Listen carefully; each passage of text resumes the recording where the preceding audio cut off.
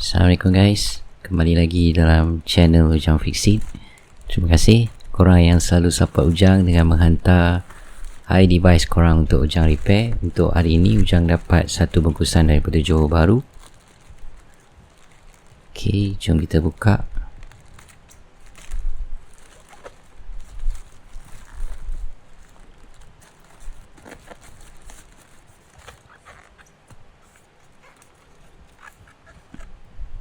Bismillahirrahmanirrahim.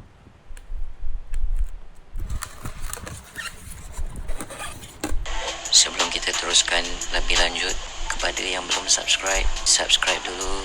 Terima kasih.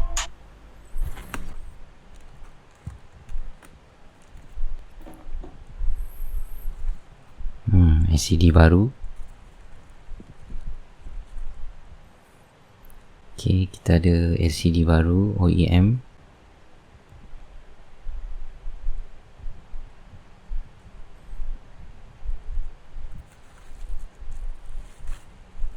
iPhone 13.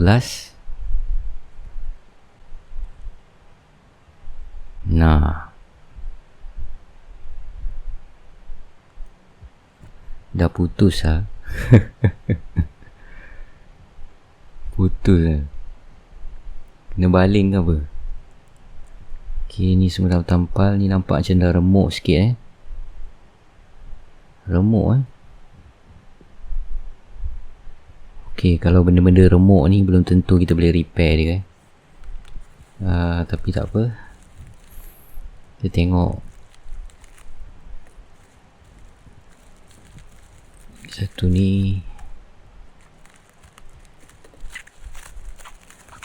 ok, kita ada iPhone SE 2020. Yang ni owner cakap dia network lock. Dia nak suruh Ujang tengok sama ada boleh unlock atau tak. Ok, ada dua phone kat sini dia hantar. So kita buat iPhone 13 ni dulu. Ok, owner ni beritahu Ujang dia dah hantar dekat kedai kat JB tapi tak boleh buat. So dia decide nak hantar kat Ujang sebab dia tengok YouTube Ujang ni. Dia cakap mudah-mudahan boleh repair. Ok, kawasan ni ada remuk sikit tak tahu kenapa remuk. Kena pijak ke, atau kena ketuk ke apa. So kita keluarkan shield ni dulu.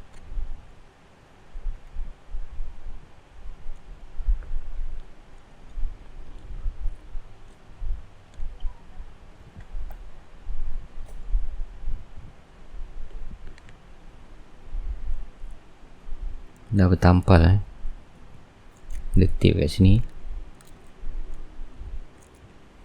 Owner ni cakap kat kawasan ni sangat panas.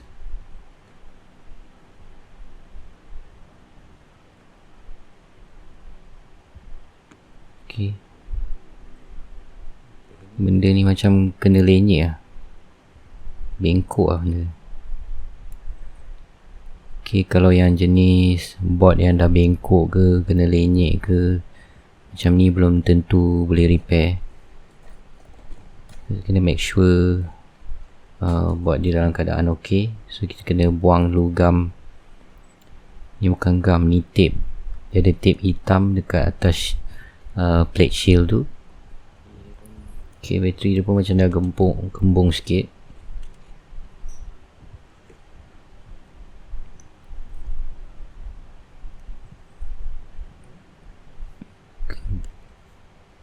Kita buang dulu gam ni, tape ni kita buang dulu. Sebab kalau remuk macam mana nak repair ni.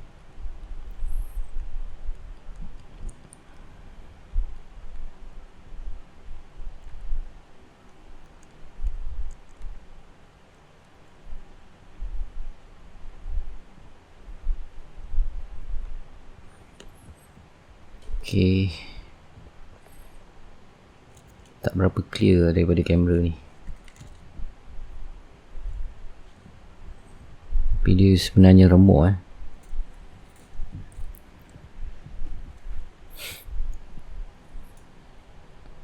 Ok, perkara pertama kita akan check dia punya VDD main. melalui battery connector untuk pastikan dia ada shorting tak dekat jalur VDD main dia.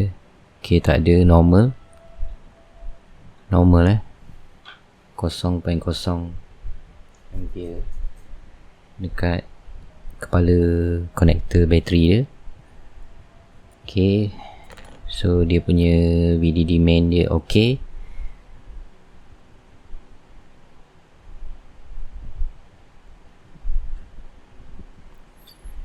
Ok, biasanya kalau VDD main ok, kita akan check jalur hard disk pula. Tengok hard disk dia dalam keadaan baik atau tak. Ok, kat bersebelahan hard disk tu dia ada banyak kapasitor kecil. Daripada situ kita boleh trace ok, tengok hard disk dia short.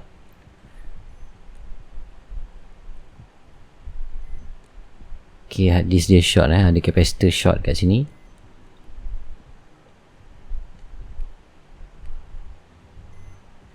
Hard disk dia tak boleh short Kalau hard disk short, memang phone tu tak boleh on. Dia sama juga macam VDD main. Kalau VDD main short, ada kala phone tu boleh on kalau dia half short. Tapi kalau dia full short, memang tak boleh on lah. So yang ni kita dah jumpa salah satu punca dia. Kita tengok hard disk dia short. Sekarang kita akan keluarkan board ni. Nampak tak board tu remuk kat tengah-tengah tu, nampak remuk, tak tahu kenapa. Body dia elok je tapi board dia remuk.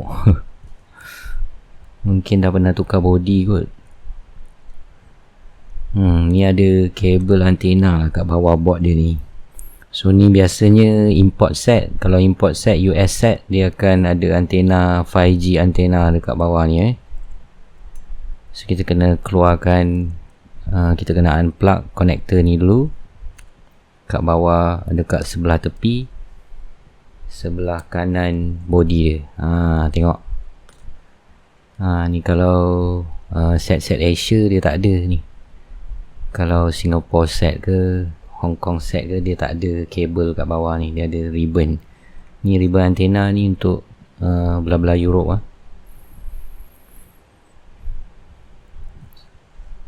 Kita cabut dulu tape yang ada cover dekat konektor tu, sebab kita nak panaskan area hard disk ni.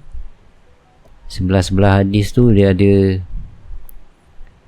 gam hitam yang cover kapasitor, resistor. So kita nak kena buang gam hitam tu, dan kita akan cari sama ada hard disk dia rosak ataupun kapasitor bersebelahan hard disk tu yang rosak. Benda ni halus kalau tak ada mikroskop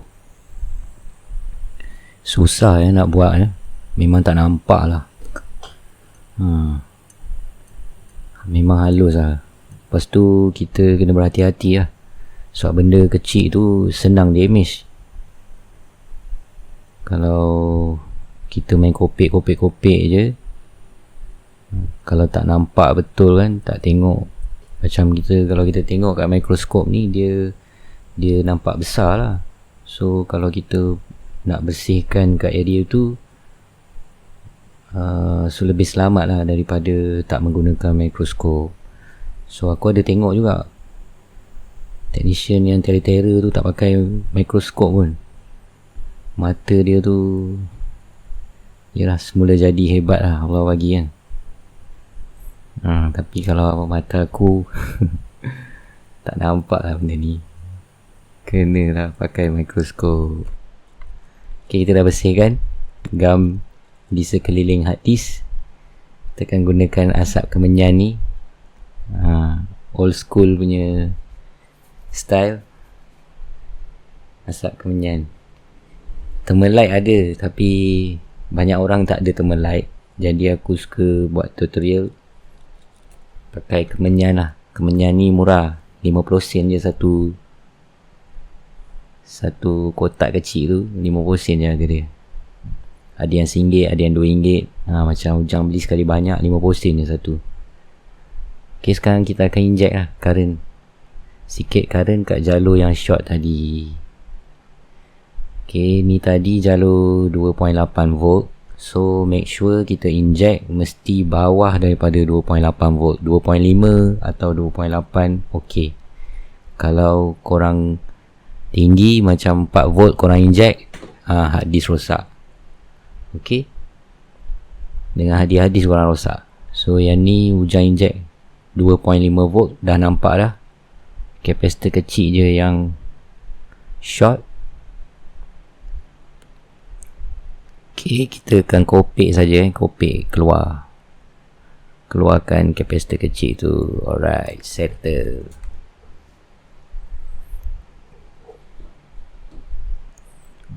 Ujang lama tak upload video. Sebabnya YouTube Ujang ni ada masalah sikit. Masalah payment. Tak tahu kenapa tak boleh buat keluar payment. So sekarang masalah tu dah settle, Alhamdulillah. Lepas ni dah boleh buat video balik lah. Hari tu down lah sikit sebab yalah macam-macam hal pula. YouTube ni minta suruh tukar address lah, apalah. Okay, kita pasang balik. Biasanya kalau phone shorting ni, bateri dia pun akan short So jumper dulu bateri dia sebab bateri dia short. Alright.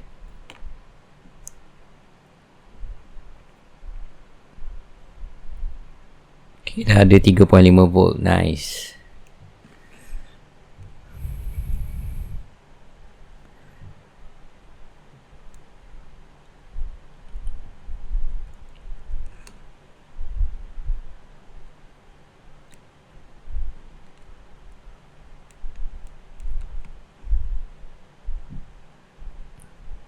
Okay, cucuk kabel charge.